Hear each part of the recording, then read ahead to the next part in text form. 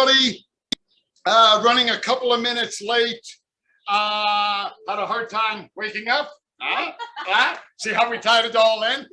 That wasn't done intentionally at all. Monday chaos. Welcome to that. So, you know, it's almost like something has gone wrong. But here we are, and I'm just kidding. Nothing has gone wrong. Everything is tickety-boo. I hope everybody had a good weekend after that snowstorm on Friday morning. Holy moly, where did that come from? Right?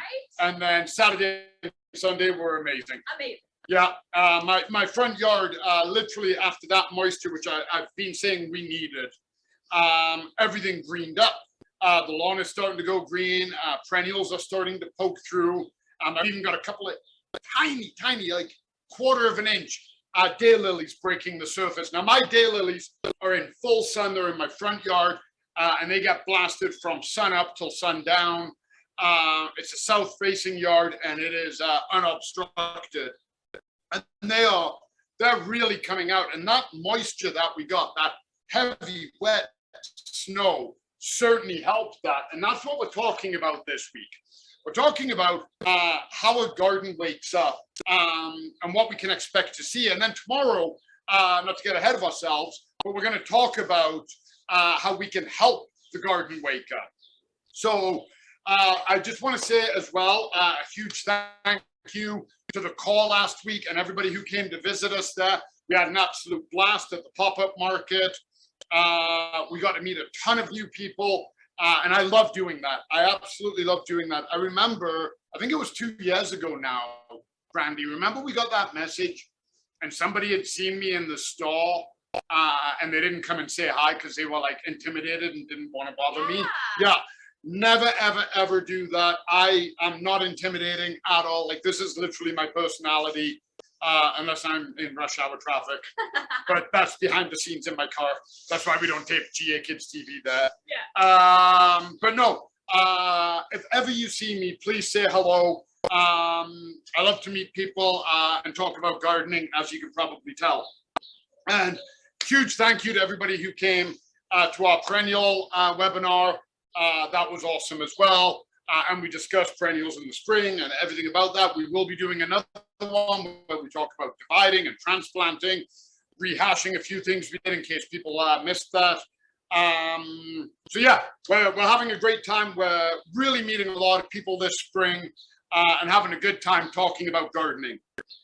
So it's Monday morning and we're here and I hope everybody woke up. Tomorrow we'll talk about giving your garden the garden equivalent of coffee. But how does a garden wake up? What does a garden do? Like what is happening in there? We all see it. We see the buds breaking and the leaves starting to come out. We see the daylilies and the hostas and the bulbs and the tulips, whatnot. They're poking through. Some seeds, if we've done early direct sow, kale, spinach, that kind of thing, germination, or maybe some of our annuals from last year dropped seeds and they're happening. So seeds are germinating. So what is going on? How does our garden go from being this frozen kind of brown, gray tone landscape into this rich, beautiful garden that we love to be in?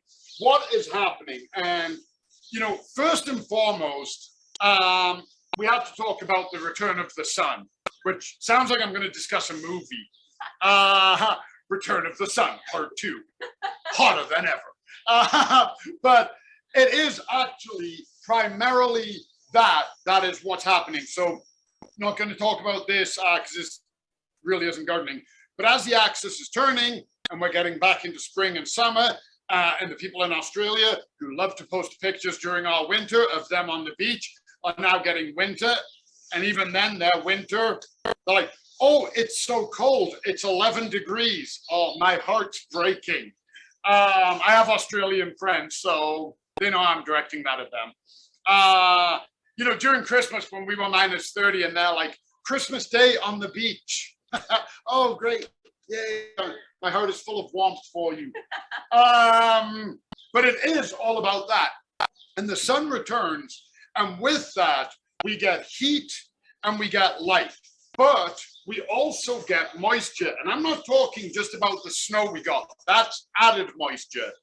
But all of that ice, everything that froze in the ground is starting to thaw. And sure, we're going to lose some to evaporation. Of course we are. But a lot of it is going to soak into the ground. And if you remember last week, that was a perfect segue into this.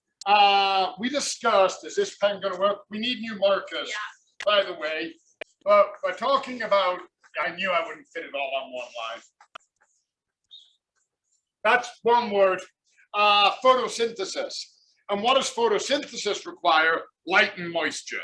It doesn't require heat. Obviously, the heat is a benefit. Any chemical reaction benefits from warmth. And this is happening. And what we see, we'll do this real quick, is we have our ground, and under the ground, we have, and I got to change my colors here. I don't like doing this, but maybe I should rethink it. We have our roots. Now, normally I do my roots in blue, but today we're going purple roots. And they're encased essentially in ice. Now, it doesn't just form around the roots, it forms everywhere. But roots have moisture in them, especially if in the autumn, in the fall, when your garden has gone dormant, if you went out and watered it, which we always advise, those roots, they pull moisture up. Well, then it gets down to 0, -1, -2, -43. And they freeze. And they freeze solid. So basically, they're just encased in ice. Now, as our sun comes out, okay, and blasts its light and its warmth into the garden, all of that ice starts melting and it starts becoming moisture. Then the roots start waking up. They start thawing out. And what they do now is they start drawing that moisture up. Well, what's happening is it's starting to trigger the process of photosynthesis, much like when you take a cutting from a plant, you put it in water, there are no roots. However, the leaves are getting the light and the chloroplast, and it's going, hey, send this sugar to the roots. And it's like, oh, I got no roots, I better create some. So it starts creating them. Now it's trying to send the moisture up to the leaves, and it's like, oh, I don't have any leaves, I better get going on that, and it starts growing. And what ends up happening is we see those little spikes coming out of the garden, and that's those leaves literally being pushed up. And if you remember, when we spoke about photosynthesis, it's the creation of sugar for energy. Now, in an ideal world, like isn't that beautiful? I know, that's stunning. You know what always tricks me? You see a color this bright and this vibrant, you think it should have such a strong fragrance, but it's such a mild one. Anyway, we're not talking about fragrance today. I lost my train of thought because I got going on something else, and I picked this up because it's pretty. I don't know, I look yeah. So anyway, as it's pushing it up, those leaves are trying to open. So you take a plant like this in a pot, it's in a warm environment, it's got light, it's got moisture, it's got everything. There's no bugs, there's no damage, there's no disease. It is a healthy, perfect specimen, much like me, but that's of a plant. And I'm just kidding, it's not like me at all. But all of the sugars now are able to go into the roots and do growth and push out these amazing flowers. It doesn't have to fight anything else. So right now, all of those sugars, the roots aren't looking at growing. I mean, they will once those leaves open, but all of those sugars that are happening, that are waking up, and they're like, okay, we're ready to go, energy time, are going into pushing up these leaves. And what starts happening in our trees, so right next to it, we have a tree, and the branches are all bare. That's why I'm not doing my usual canopy. And the tree is just sitting there. Well, the same thing is happening underground, but also in the tree, because unlike a perennial, the stem, so remember we talked about that a couple of weeks ago, the stem in a perennial is herbaceous. So that entire stem is gone. In a tree, it isn't. So all of those capillaries and veins and passageways in the tree all of that sap starts melting and everything starts running in the tree. And you see those tight buds. Brandy and I were looking at my pictures the other day and we're like, what does this one mean? Because I draw as I'm explaining. And at this time of year, I think we've all seen, hey, you stay over there. I think we've all seen branches like this, and they've got brown buds on them. And the buds are just brown. They look almost dry. In the winter, if you snap one, it just snaps off into your hand. But now we start seeing green in them, and we start seeing some emergence. And what's happening is the exact same thing as a perennial. That sap is running and it's moving the sugars, and the sunlight is hitting it and it's giving it warmth. And that tree is like, oh no, I need to start photosynthesizing. The light is back and it starts pulling it in and it starts cracking those buds to open the leaves. So basically the plant is waking up because of all of those factors, the warmth, the moisture, the light. And what it's doing is it's saying, hey, start photosynthesizing. Now's your time to grow. And it's doing that.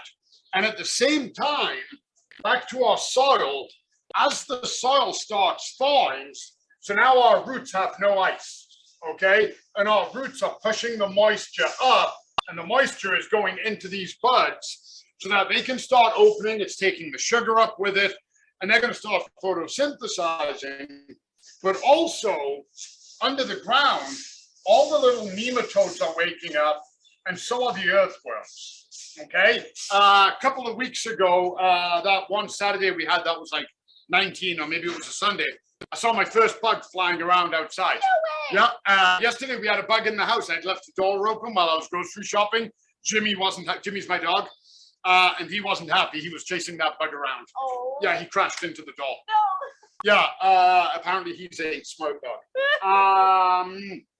But yeah, all of this is waking up under the soil. So there's activity now. So that soil is getting broken down. Those clumps are breaking down and they're releasing nutrition. And all of that is getting taken up. And all of this is happening every single time we're in the garden. We're not seeing it. I've been doing landscaping and horticulture now for pushing 3 decades. And in my entire time doing it, I've only ever seen one flower open in front of me. And it was awesome. I was working and there was a plant and I was looking at it and I was like, the bud was really straining. It was a flower bud. And as I was watching it, I literally saw it crack and I saw the flower emerge. Now, it didn't emerge full. I think you've all seen flowers where they're kind of half open. Brandy's jealous. Brandy's like, you're a jerk. That's impressive. Yeah. And it was an amazing moment. And it was springtime. It was an early spring bloomer. And getting to watch that, I was like, wow, like, because we take it for granted somewhat. We go outside and we're like, oh yeah, my garden is waking up, but we don't really understand what is happening. And all of this needs to happen. So getting that moisture on Friday morning and Tuesday morning of last week, or all day Tuesday it was, and then getting 2 days of 14 and 16 degree temperatures is a perfect mix for the garden. No, we don't like the snow. We don't like driving in it. We don't like going out, walking the dog. Everything becomes a chore again. But it is essential for the garden waking up. The ground is warm. It's holding that heat. So when the snow's hitting it, it's melting. Too much hits, we get an accumulation, but now it's all getting absorbed. And like I said at the beginning, my garden looks like it was supercharged. Literally, last week, my lawn was brown. Didn't really see anything happening. Couple of things, couple of perennials. But now suddenly it's like last night when I got in with Jimmy from Nose Hill, I had a look in the garden and I was like, holy moly, look at the things happening. Already weeds popping up. Great. Can't wait to get those dandelions open for the pollinators, because if the bugs are out, they're going to be hungry too. They just woke up. So tomorrow, we're going to talk all of that, what you can do to help. You can even put out some food source for the pollinators, get them ready to rock and roll. How you can wake your garden up gently. Nobody likes to be jarred awake. And what that'll do in order to boost your garden. Have an excellent Monday, everybody. Great being here. It's a fantastic way to start the week. and we'll see you all tomorrow.